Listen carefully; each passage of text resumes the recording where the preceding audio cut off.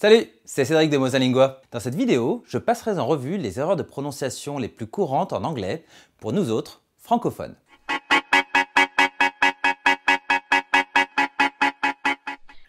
Avant de vous dévoiler les erreurs les plus communes à l'oral, je vous suggère de vous inscrire à notre chaîne YouTube pour ne pas rater nos prochaines vidéos et astuces. Ok, regardons la vérité en face. Nous autres les francophones, ne sommes pas vraiment reconnus pour notre maîtrise de la langue de Shakespeare. Comparé à d'autres nationalités, nous éprouvons beaucoup plus de difficultés à l'oral en anglais. Bon, on n'est pas là pour se moquer, mais pour progresser. Alors allons-y pour les 5 erreurs de prononciation les plus courantes en anglais et essayez de voir laquelle est la plus courante en fin de notre classement. En 5e position, prononcer I quand il ne faut pas. Une caractéristique de notre prononciation porte sur l'omniprésence du son I quand on parle anglais. En anglais, on a le I long et le I court. À l'oreille, on n'a pas vraiment tendance à faire la différence, donc on met un I long de partout. Écoutons par exemple les mots suivants. Sheep, ship. Seat, sit. Feel, fill. Vous avez entendu la différence? Elle n'est peut-être pas très importante à vos oreilles, mais elle l'est pour les anglophones, car elle permet de faire la différence entre deux mots qui ont une signification différente. Ces mots ne sont donc pas des homophones. On peut entendre que le son est bien différent dans chacun des cas. Notre difficulté de prononciation se situera dans le I court, car il est entre le son I et le son est. De plus, il doit être prononcé de manière relativement brève. Et oui, on peut passer d'un bateau à un mouton avec cette simple nuance. En 4e position, le son OU. Et oui, c'est la même chose que le son I en anglais. De la même manière, vous allez trouver le son OU long et OU court. Et bien entendu, ils ne se prononcent pas de la même manière. Écoutez donc les mots suivants. Avec le OU long, school, moon, food, tool. Et avec le OU court, wood, good, book, foot. Vous avez remarqué? Malgré la même orthographe, on a bien deux sons différents. Les francophones ne feront peut-être pas la différence, mais les anglophones la feront. Le premier est comme le OU français, un peu plus long, alors que le second est un peu plus court et se situe entre le son OU et le son E. En 3e position, prononcez le R comme en français. Commençons par regarder les mots suivants. Rock, bar, park, large. On a tendance à prononcer ces mots comme en français car leur orthographe est extrêmement similaire. Cependant, le R a une sonorité très différente en anglais, ce qui fait que la prononciation de ces mots est très différente de ce qu'on peut croire. Si vous avez bien fait attention, vous avez pu constater que la prononciation de la lettre R est bien différente. Il n'y a pas de friction au fond de la gorge et on l'obtient en plaçant les côtés de sa langue contre ses molaires. En fait, on a l'impression d'avoir la bouche pleine quand on reproduit ce son. Si vous avez cette impression, félicitations, c'est gagné.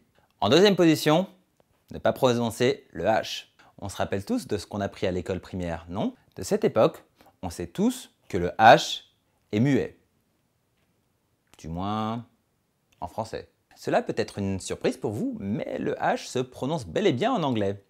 Et pour vous compliquer la tâche, il s'agit bien entendu d'un son qui n'existe pas en français. Pour illustrer ça, écoutons les mots suivants. Him, her, home, hat. Vous avez entendu la différence? Vous auriez dit a priori him, her, home, hat. Les H sont donc bien prononcés. Il s'agit d'expirer un peu d'air avant de prononcer la voyelle. He, ho, he, ha. Bon, ce n'est pas la peine de s'essouffler, juste un petit souffle fera l'affaire. Les mots que j'ai utilisés sont des mots très courants. Donc vous n'avez plus d'excuses, il faudra prononcer le H correctement à partir de maintenant. And the winner is... Mal prononcer le TH. Quand les anglophones veulent caricaturer l'accent français, ils commencent toujours par ça. En effet, nous prononçons le TH, the ou ce. L'exemple le plus classique est une certaine émission que l'on appelle à tort The Voice, ou une certaine série que l'on appelle Game of Thrones. Donc, prenons cet exemple. On ne dit pas the math teacher, mais the math teacher. Le TH peut donc être prononcé par deux sons différents. The et the. Dans mon exemple, on retrouve bien les deux sons. Donc premièrement, le TH de the, que l'on retrouve aussi dans des mots comme that, these, there. Les francophones ont tendance à le prononcer the. Ensuite, on trouve le TH de math. On le retrouve dans des mots comme thank, de thank you, ou think.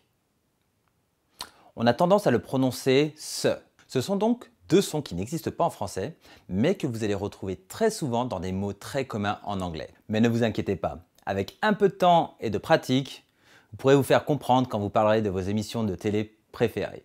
C'était donc les 5 erreurs de prononciation les plus courantes pour les francophones. Et bien entendu, la palme de l'erreur la plus courante revient à The Voice. Comme quoi, on peut avoir la plus belle voix, mais pas la plus belle prononciation. Alors bien sûr, il existe d'autres erreurs de prononciation en anglais qui nous empêchent de nous exprimer comme on le voudrait.